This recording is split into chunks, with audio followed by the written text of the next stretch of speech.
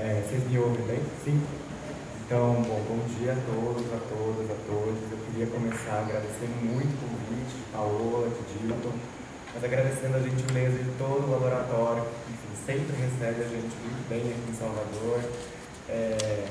E principalmente também, acho que reconhecer o papel que o laboratório, a cronologias tiveram, enfim, nas nossas pesquisas ao longo da pandemia, né? Os encontros foram assim, um respiro no meio daquela coisa de computador e de tudo, então sempre estar aqui é sempre reconhecer e pedir licença para falar e tentar trocar um pouco e dialogar com todo mundo. O que eu fiz, então, como o Igor falou, eu sou historiador, eu sou da Unicamp, também começar dizendo que quando recebi o convite de Dilton e de Paola, eles me contaram que eu ia estar nessa mesa pesadíssima de respeito. Então, peço muita licença aqui para compartilhar com os professores minhas referências, algumas questões que têm me atravessado na minha pesquisa de doutorado. Eu estou terminando meu doutorado lá no Unicamp, eu faço parte do CIEC, que é esse centro de pesquisa, o Centro Interdisciplinar de Estudos sobre a Cidade, fundado pela professora Estela Bresciani. E é muito a partir, então, desse lugar de historiador e de uma tradição de estudos do CIEC que eu trago aqui algumas reflexões provocadas por duas coisas. Então, a primeira, quando eu fui convidado, evidente, em relação à exposição de Fordlândia, eu fui muito provocado por Fordlândia, porque eu trato na minha tese de temas ligados ao pan-americanismo e às relações entre os países americanos no início do século XX.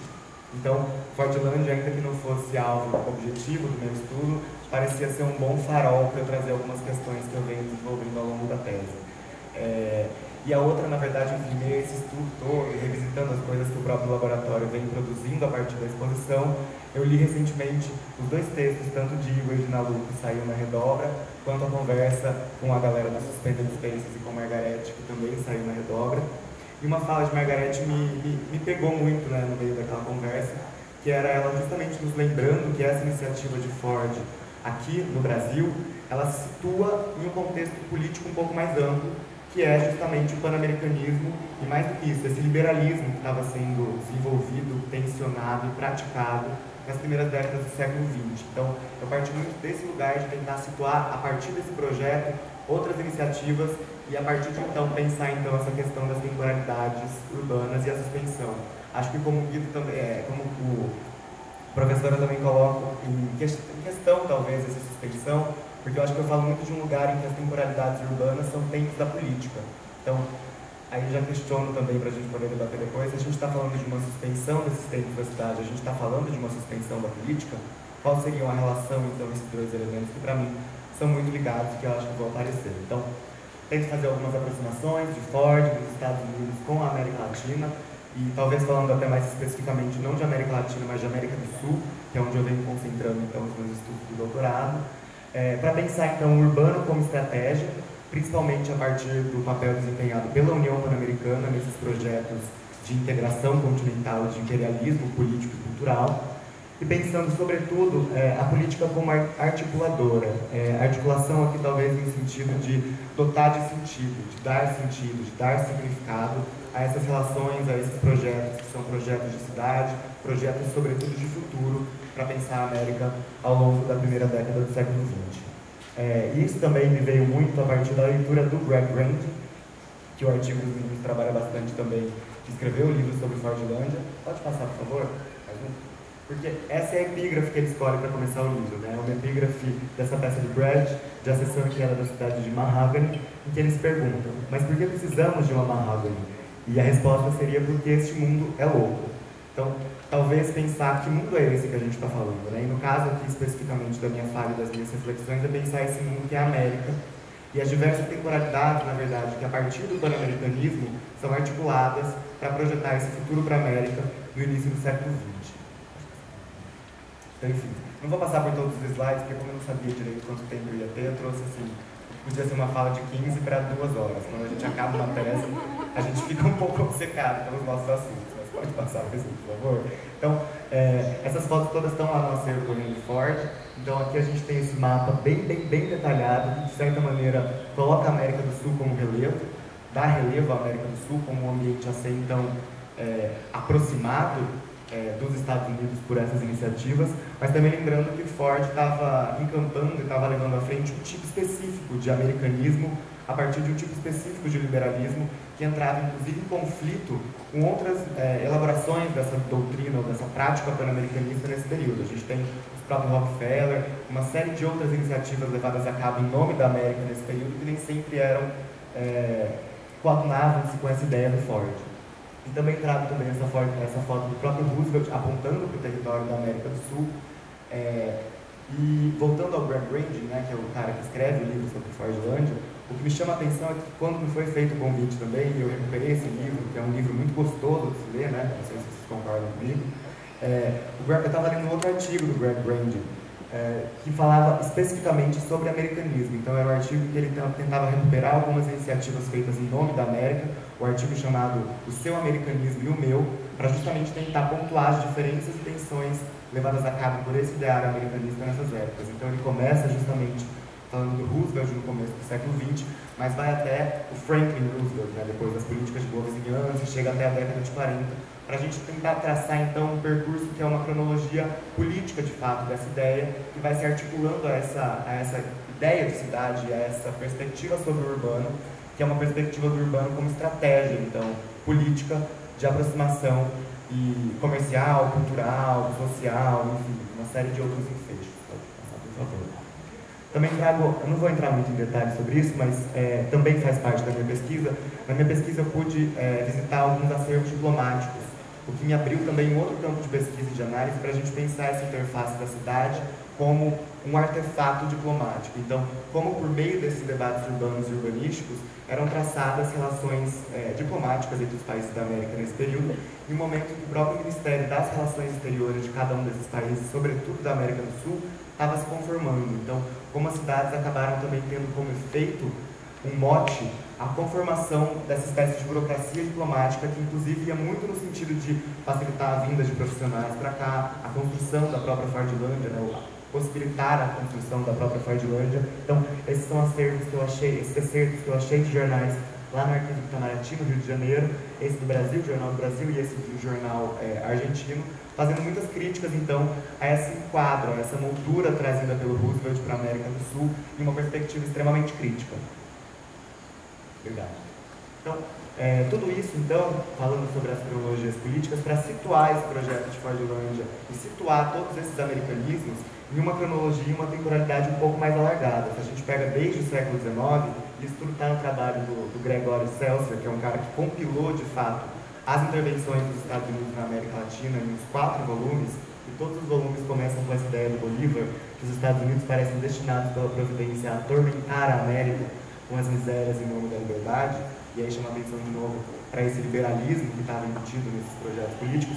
A gente entende uma série de ocupações e intervenções de fato militares que ocorriam simultaneamente a esses processos que a gente pode entender como imperialismo um pouco mais cultural, ou esses projetos de construções de novas cidades na América.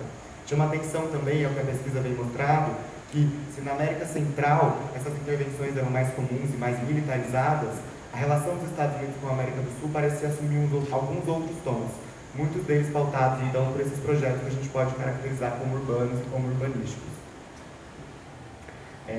E por fim, eu acho que trago também, e aí eu trago mesmo excertos que me provocaram a questões para serem debatidos aqui com vocês. Eu gosto muito desse livro do Otávio Paz, que é um livro de 55, em que ele vai tentar definir a América, e que eu acho que é uma América que estava muito em diálogo com essa ideia de América colocada tanto no projeto da Fordlândia, mas como em outras iniciativas que eu vou mencionar aqui, apesar de não ter muito tempo, como o Canal do Panamá, enfim, e outras iniciativas técnicas para a gente tentar estabelecer essa relação. Mas o Otávio Paz, então, no Arco e a Lira, vai falar que a América era, se é o que era, geografia, espaço puro, aberto à ação humana. E onde havia um obstáculo histórico, por exemplo, as sociedades indígenas, ele era apagado da história, reduzido a um mero fato natural e tratado como tal. Tudo que de alguma forma é irredutível ou inassimilável não seria, portanto, americano. Em outros lugares, o futuro é um dos atributos do homem, porque somos homens, temos futuro. Na América saxônica, no século passado, o processo se inverte e o futuro determina o homem. Somos homens porque somos o futuro. Quem não tem futuro não é homem. E era justamente essa relação de articulação entre temporalidades, pensando em um futuro, que jogava com a própria ideia de América, que estava sendo difundida principalmente por esses órgãos estadunidenses, e que de alguma forma estava tomando desvios quando a gente observa a atuação de alguns agentes sul-americanos, que é o que eu venho tentando fazer na tese. Então, como mencionei o canal do Panamá, acho que pode passar mais uma, que a próxima foto é um pouco mais interessante, um pouco mais bonita. O canal do Panamá, ele foi longamente difundido e propagandeado pela União Pan-Americana em uma série de publicações do início do século, das décadas de 10 e de 20, que justamente fixavam essa ideia de América como uma geografia, como um espaço puro a ser intervido por meio da técnica. A técnica, inclusive, conseguiria transformar e construir novas paisagens nesse espaço. Então, acho que é um projeto muito interessante para a gente debater aqui também, frente ao que Ford Hollander nos traz, e frente ao que era esse lugar da América do Sul no discurso estadunidense nesse período. E por fim, eu acho que eu trago esse exemplo, que é um exemplo que eu gosto bastante, que eu já venho trabalhando há algum tempo, acho que Rafa já me ouviu falar isso em algum show, deve estar cansada da vida, que é o Farol de Colombo. O Farol de Colombo é uma construção, é um monumento que fica na República Dominicana, em Santo Domingo, e que, falando em temporalidades, eu acho que ele tem uma temporalidade que, primeiro, é muito alargada, né? O concurso dele, então, começa em 1928, mas ele só vai terminar de ser construído em 1992, então ele atravessa todo o século XX, e ele dialoga muito com o dinamismo dessas práticas políticas, porque em 28 ele é construído, então, em meio aos debates sobre o próprio panamericanismo, que já não faz tanto sentido como léxico e vocabulário político em 92, quando há uma ideia muito mais estabelecida de América Latina e de resistência latino-americana, que em 20 não estava tão dada. Então, ele foi resultado de um concurso grande que aconteceu entre 28 e 31. Quem ganhou, e esse é o projeto vencedor, foi um estudante, então estudante de arquitetura, Joseph Cliff, que ele constrói isso, então, lá em Santo Domingo, na República Dominicana, que é um farol em formato de cruz que acende para cima quando ele é iluminado, e que, quando ele é inaugurado, em 92, ele causa uma série de revoltas e revoltas populares em Santo Domingo, porque ele é construído nas periferias da cidade.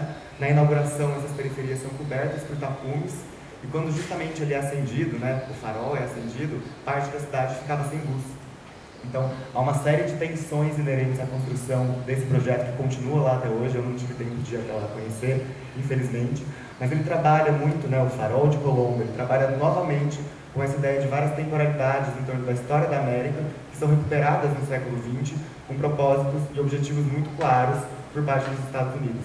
Muitas pessoas, muitos arquitetos de renome internacional enviaram projetos a ele, dentre os quais o próprio Flávio de Carvalho, que o Léo está ali vai saber dizer, mas também Álvaro Aalto, Tony Garnier, o Ángel Guido, que é um arquiteto argentino.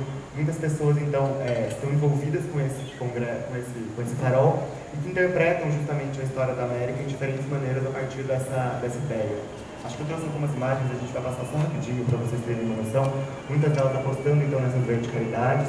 Eu analiso um pouco mais profundamente isso na minha tese, mas é um congresso, um concurso, então, que se deu em 2 fases, e esses foram os trabalhos finalistas. Então, percebam que é uma retomada da própria ideia de Colombo, da colonização, de fato, a partir do seu elemento cristão.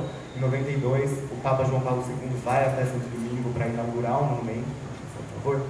Então, trago aqui também alguns relatos dessas revoltas. Então, o Nacional publicou, em outubro de 92, como o governo dominicano inaugurou ontem, com pressa e sem seu presidente, a última grande obra faraônica do século XX, que era lida então como uma homenagem da América Latina a essa ideia de hispanidade, o que também já não fazia muito sentido nesse momento de 92, por isso as revoltas populares muito marcadas, em um momento também que a própria União Pan-Americana, que eu estudo com mais frequência na tese, não existe mais. Então desde 48 ela vira a OEA, a Organização dos Estados Americanos.